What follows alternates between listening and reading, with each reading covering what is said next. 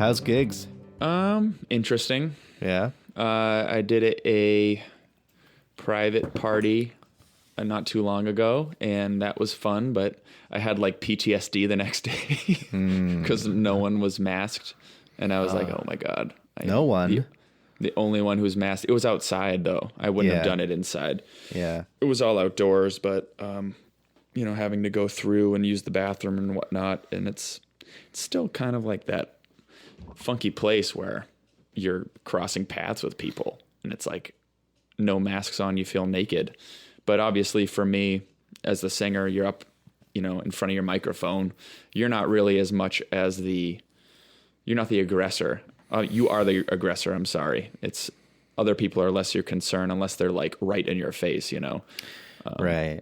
It's more so precautions for them. Like as the singer, they're projecting my spittle's probably going to get like 20 feet in front of me, so you might not want to be near me. Okay. Good point. Yeah. But no, I mean, I've been taking it very seriously, and I'm only doing outdoor shows, and we'll see. I had one cancel over the weekend because it's getting too cold here, and they were concerned. That being said, I'm doing a lot more focusing of my energy into, releasing stuff online, releasing singles, and just trying to find ways to keep myself busy with, all right, can't really go out and play shows right now in any like large capacity, but maybe beefing up my social presence or just trying to see, we were talking about algorithms earlier. I'm like, well, I guess I could just see if I can mess with the algorithm enough to see like, okay, if I get on a regular content release schedule that like works for me and enriches my soul versus like sucks the life out of me, then maybe some good will come out of it. So yeah, Matt Ryan has been on this mission to fuck with Spotify's algorithm. Nice. By we'll see what happens. Releasing some singles and EPs in an unorthodox, not even an unorthodox way, but a unique way. Mm-hmm. Unorthodox how? Like the scheduling of it? Yeah, so it'd be like every 4 weeks drop a single. Okay. And specifically, this release is instrumental based and more like guitar centric, I guess, acoustic guitar centric, but it has its electric moments and its psychedelic moments. But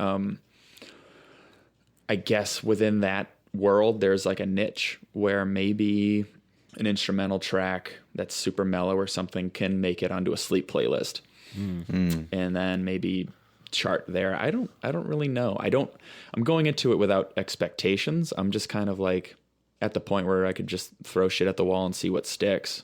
Yeah. And if nothing comes of it, then I didn't really lose anything at the end of the day because I'm still creating and releasing music that speaks to me and I feel passionate about. Yeah. So it doesn't feel cool. like, it doesn't feel like a high stakes situation. Yeah. I mean, that's like the kind of the silver lining of how things are right now. Everything became a sandbox overnight, which is pretty sick. I mean, it's like, you might as well use it. Yeah. You could come out just with some whole new avenue you didn't even know existed. Totally. Where are you guys at with like social media? I know that like cracking into this topic is gonna, obviously raise eyebrows, Joel. But we could talk about it for a while, and I'm totally down to get into it because I just watched Social Dilemma, and dovetailing that with what I've been reading from Edward Snowden, I'd have a lot to say. I'm realizing I'm like, oh man, the gears are turning, and there's a lot going on. Where do you guys feel you're at with social media and your existence as a digital person with a permanent record, and how that pertains to you, the music you're creating? Oof. Okay, the permanent record thing, I am constantly going into Facebook memories and deleting things. But what I usually leave up is like maybe events that I've shared or videos or like recordings and stuff like that. As far as a presence, I'm about to launch a Patreon for my music. Cool. In a couple weeks. I have a lot of headway that I have to make first so that I can make sure that I have like bonus content to release kind of queued up. And I don't know how close I am to this really, but I'm looking at Facebook not wanting to do videos featuring music anymore. I'm looking at the way that we engage in live stream culture right now, and it doesn't seem focused enough to me. So I actually see social media, and especially live streaming for artists and bonus content offerings from artists, going to the paid subscription platform. Because I think it's brilliant, and I think it's like it's worthwhile for every artist out there to offer as much as they feel comfortable offering at just like the $1 a month tier. Or, you know, I don't want to tell people how much they should ask for, but give your listeners, give your fan base like some expectations that they can still engage with you at the level that they did on social media before Facebook put a ban on live streams and music experiences and stuff like that. And I think that that's a way to focus the fan base more, like get everybody in one place instead of switching back and forth from Facebook to Instagram, or switching back and forth from Twitter to whatever. I think all that is necessary given our current advertising landscape. I hate to call it that, but that's what it is. But I also have been following some people on Patreon recently and just kind of studying what the platform is capable of. And if we had more services like that, or more people engaged in those services, and if it was more popularized, like the reason that Facebook is so effective for people marketing their art is because everybody is already on Facebook. Everybody is already on Instagram scrolling through. So it's so popular because you know where people are already going to be. So I think it's a matter of popularizing something different and something that could potentially be more effective and is certainly capable of offering more focus from the listeners, from the viewers, to your work. So that's kind of where I've been at. I'm in that dreamland idealistic place of I'm gonna cultivate a new means of delivering my art, and not that I think that I'm going to be able to survive as an artist off of that platform, but I think that I'll be able to cultivate more engagement via that platform. So that's kind of where I see this all heading, if everyone gets the same idea. Matt, what about you? I hit a brick wall with it, man, with social media. I was heading that way anyway, but ever since this thing started, it's just been burning me out so much faster than it ever used to. So Yeah, you've only been promoting releases. Yeah, for like a year, I just would only post anything when there was something imminently coming out. And then, I don't know, when this started, I just was like, I need to just kind of be okay with taking a break from taking an active role in that. It's not a complete, like, I'm not totally eschewing the whole thing and saying, like, I don't want anything to do with it ever again.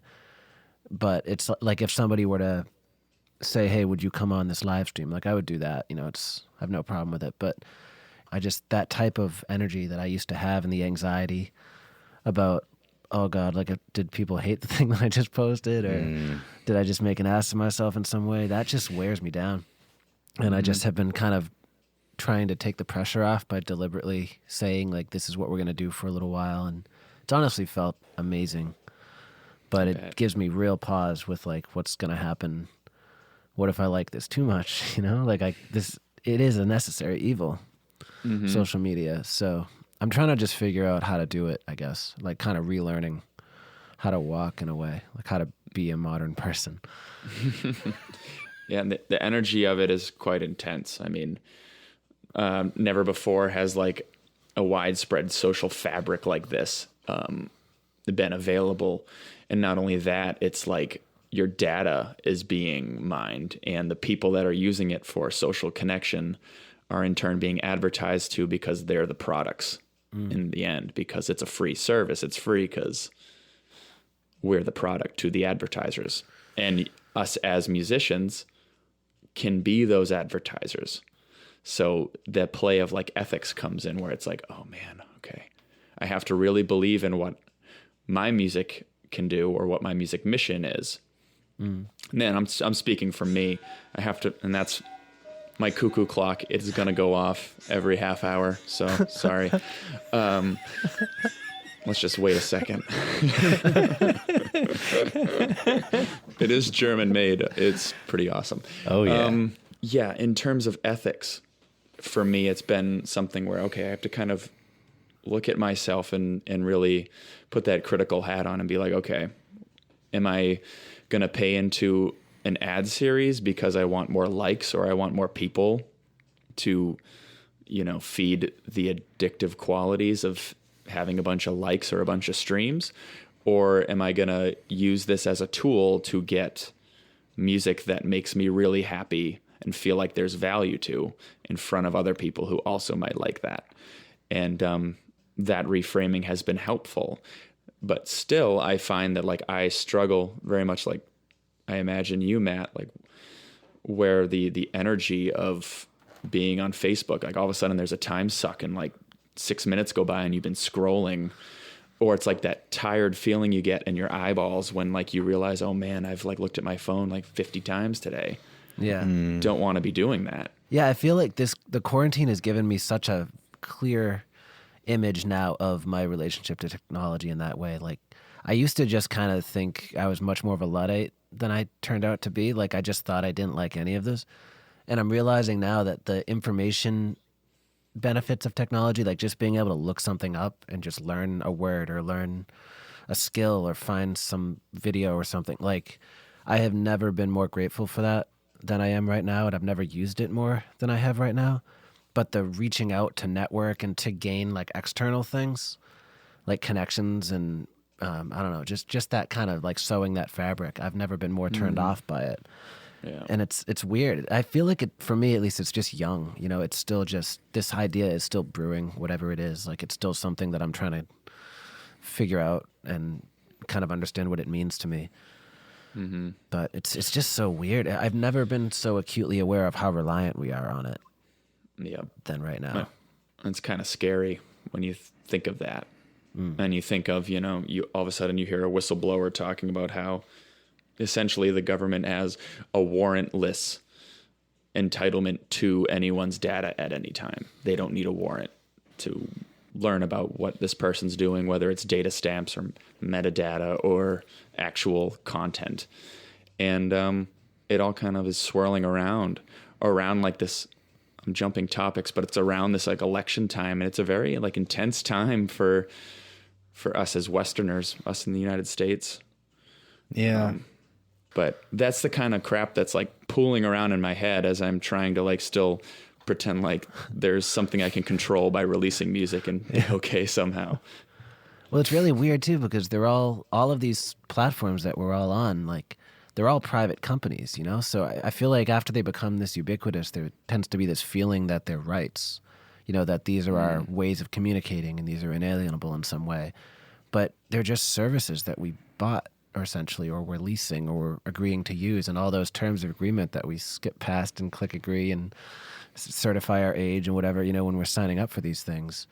I feel like those start to swirl around for me nowadays when you start seeing like, oh, they've banned live streaming, and like, what the fuck? How can they do this to us? It's like, because we signed up and they're a private company and they're making decisions based on whatever bottom line they have, and we're still using their product. And it's scary. Like when I think about it, it's like the clear solution is to be like, well, this product is no longer applicable to my life. I'll stop using it. But then I'm like, well, then what? Like, what am I going to use? I can't, like, I don't know how the hell to be a musician right now without that. So that's terrifying. Yeah. Well, I'll be honest, it didn't surprise me too much because, Ryan, when you and I were working on Wild Mountain Time and we were putting together a music video, I was looking into licensing, because it's technically kind of a cover. So I was like, well, what do we need to do? And, looking at all of the requirements and all of the legal guidelines for different platforms, and Facebook for years never addressed their video licensing. They just left it untouched, and it was just this sort of Wild West kind of, well, we're still kind of a new company. I don't know. Yeah. So I wasn't surprised because I had already read up on how Facebook and Instagram do not really have themselves covered in music videos and licensing and royalties paid to EMI or whatever they are, whatever those companies are. But, why aren't the guidelines just you can't play covers? Like, why aren't the guidelines different from how they're being laid out? And so to me, it's just, there's a way to go about this that doesn't seem so much like, well, you're taking this away, and what it seems like will happen is that you'll charge us to have the ability to live stream music or post videos of our own, for the ability to, quote unquote, create a musical experience with your products. Mm-hmm. That said, Ryan, like, since quarantine started, you've been doing a thing every Friday, the morning meditation. Yes. Where you sit down with a guitar and you kind of broadcast this freestyle, improvised instrumental music. And that's been a big part of how you've been able to feel present and feel as though you have a presence during a time when you can't be physically playing too many shows. And it is kind of an extension of, you, for a while you were doing yoga classes, background music for yoga classes and stuff like that. Yep. So with new rules in place, what do you do? Well, are you specifically talking to like the rules in terms of like that like bombshell thing where Facebook's limiting their music integrations on social media, or did I miss the question? No, that's the question. Okay. They're, from what I've read, they have the right to cancel any account that violates this new policy, and the policy is you cannot use Facebook to create a musical experience, and that kind of live stream would fall under that category. Gotcha. So I heard that was actually misconstrued. Okay. Specifically, this is my understanding of it, and I'm sure it's subject to other interpretation, but from my takeaway was that Facebook was specifically targeting the like DJs or EDM artists who sample like full track, multi-track recordings of an actual song and playing it on their sets on Facebook Live. Okay. And because of that, it's like playing, I don't know, an Aerosmith song, and then all of a sudden switching it into something else. Versus someone like me who's like, I don't know if it's technically, like if you create original music, supposedly, you're entitled to copyright of it. Like if you write a song, record it, the moment it's recorded, whether it's registered or not, is technically yours. So I don't know if that's true for Facebook, but the takeaway was that, I think I'm good. I think the artists that are playing covers, but they're performing it themselves, are probably still good. And any original artist that owns their own rights to their music, still good. So I don't know. I'm just going to keep doing what I do. And if all of a sudden my account gets deleted, I think I'll probably just jump ship to another platform. Like I've been thinking about Patreon for some time as well. And I don't know what else there is. But one thing I do know is that pre-COVID, I was very much, whether I was playing a cover gig or playing a house show where it was all original music, or playing a yoga studio where it was all just original music improvised, the majority of my human interaction with people and fans and I would rather call it community, not fans, but engagement with community was like freaking 90% off the platform, off of any kind of online presence. But as soon as COVID hit, it was like, well, what am I going to do? So I just started playing those Friday morning meditations, and then all of a sudden people started digging it.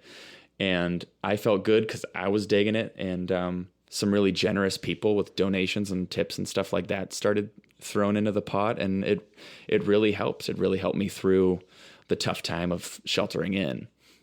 So I'm not sure if you're able to find any information on that Facebook about musicians not being able to play their music, but I'm pretty sure original artists are okay.